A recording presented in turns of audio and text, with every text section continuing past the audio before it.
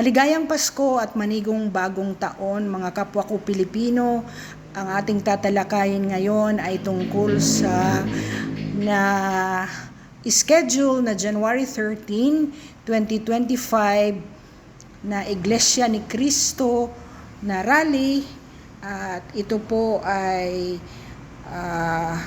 nandyan na sa media platform, and it will accordingly be held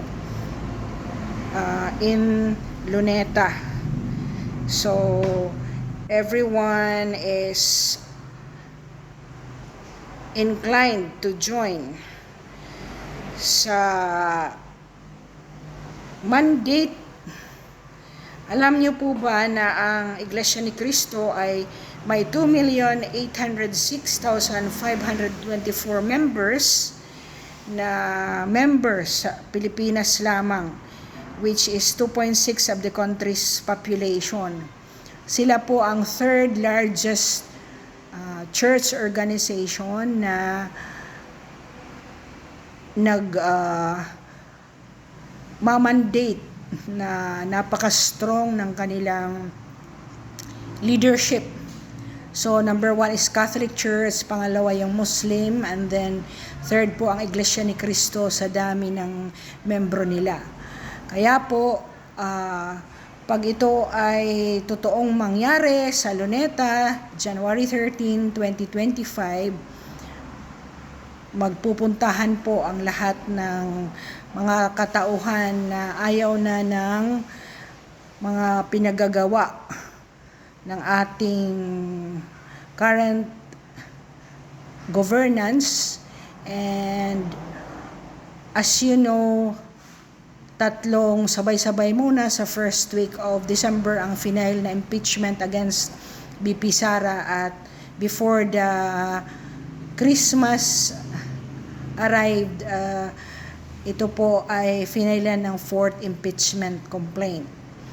Most likely, before magkaroon ng election ban, ito ay ihihisen or i-speed up ng Kongreso na i-recommend for Senate's action response within 10 days, kasi calculated po yung fourth impeachment complaint dahil hinold muna ang period in which the complaint will be acted upon by the Congress. So may 10 days to process in January. Kaya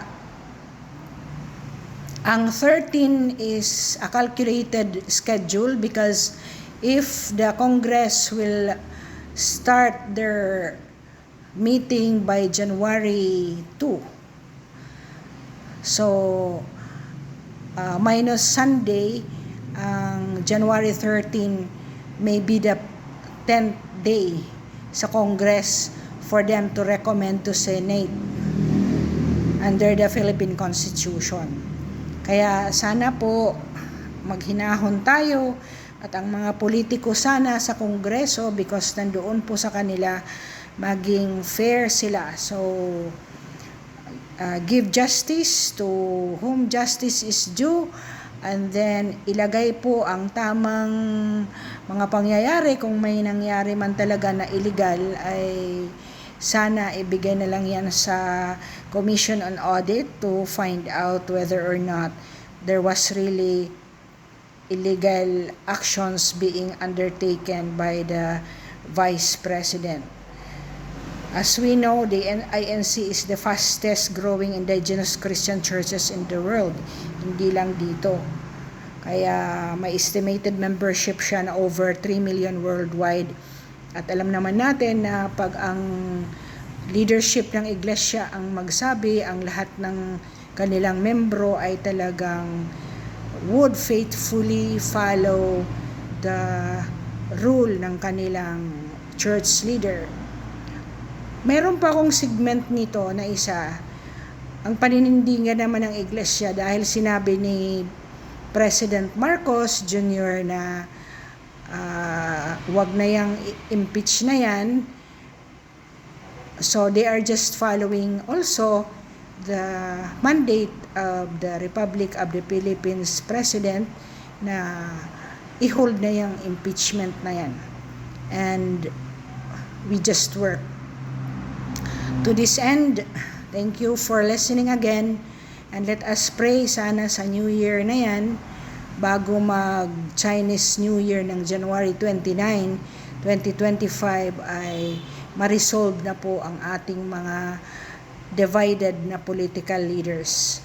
To this, I end with the saying that may the force of the universe be upon all the Filipinos, and let us give peace a chance for 2025.